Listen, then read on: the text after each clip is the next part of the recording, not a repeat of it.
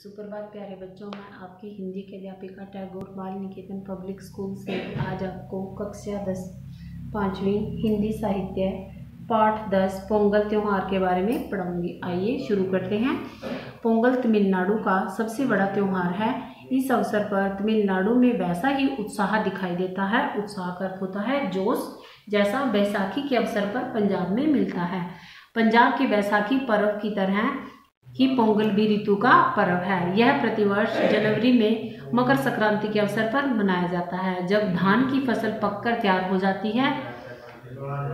पोंगल के आसपास ही धान की कटाई शुरू हो जाती है। नया धान कूटकर, धान का अर्थ होता है चावल, तैयार किया जाता है और इसको मटकों में पकाया जाता है और उसे सूर्य देव को अर्पित का अर्थ होता है समर्पण करना, किया जाता है। पोंगल का शाब्दिक अर्थ होता है उबालना या पकाना। पोंगल का क्या अर्थ है? उबालना और पकाना। पोंगल का पर्व 3 दिन तक मनाया जाता है।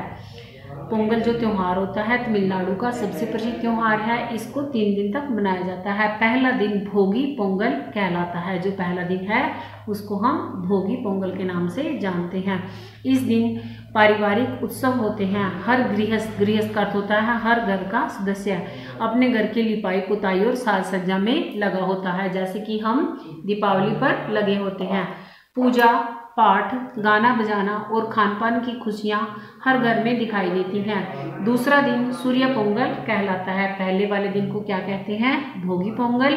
अब हम पढ़ रहे हैं सूर्य पोंगल कहलाता है। इस दिन नया धान कूटकर निकाला गया चावल दूध, घी और गुड़ के साथ घड़े में पकाते हैं। इस प्रकार एक स्वादिष्ट खीर तैयार की जाती है। उस खीर को सूर्य देवता को समर्पित करते हैं और पोंगल वाले पात्र की पूजा की जाती है।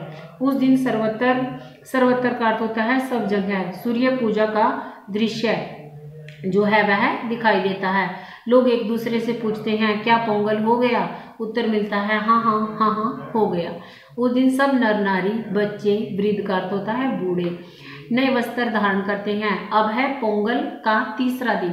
पोंगल का तीसरा दिन मट्टू पोंगल के नाम से जाना जाता है। मट्टू का अर्थ होता है पशु। मट्टू पोंगल पशुओं के आदर सत्कार का, साज श्रृंगार का दिन होता है। इस दिन लोग क्या करते हैं? अपने पशुओं का आदर सत्कार करते हैं, उनको मान सम्मान देते हैं और उनको सजाया जाता है। सूर्य देव को चढ़ाई हुई खीर उस दिन पशुओं को भी खिलाई जाती है। खीर के गोले बनाकर खुले मैदान में रख देते हैं ताकि पक्षी भी अपना भाग ले सके। अर्थात अपना भाग लेने का क्या अर्थ है? पक्षी भी उसको खा सके। आसपास के जलाशयों में पशुओं को नहलाया जाता है। उनके सींगों को तेल लगाकर उन्हें रंगों से रंग कर उनका श्रृंगार किया जाता है। बैलों और बछड़ों के गले में छोटी छोटी घंटियां बांधते हैं। उन्हें फूलों और मालाओं से सजाया जाता है। इस प्रकार पोंगल का तीसरा दिन पशुओं की पूजा, साज श्रृंगार का दिन होता है। इससे किसानों के जीवन में पशुओं की महत्ता स्वीकार की गई है। महत्ता का अर्थ होता है महत्व। उनके प्रति अपने आदर भाव को भी प्रकट किया जाता है। पोंगल त्योहार की समाप्ति के दिन रात में पंचायती भोजन होता है। इसमें नई फसल का चावल बड़े प्रेम से खाया जाता है। भोज में सभी वर्गों के लोग बिना ऊंच नीच, छोटे बड़े और अमीर गरीब के भेदभाव के सम्मिलित होते हैं। यहाँ तक कि यदि कोई यात्री भी उस अवसर पर उधर आ जाता है तो वह भी भोजन के लिए आमंत्रित किया जाता है। आमंत्रित करने का अर्थ होता है उसको भी भोजन के लिए निमंत्रण दिया जाता है।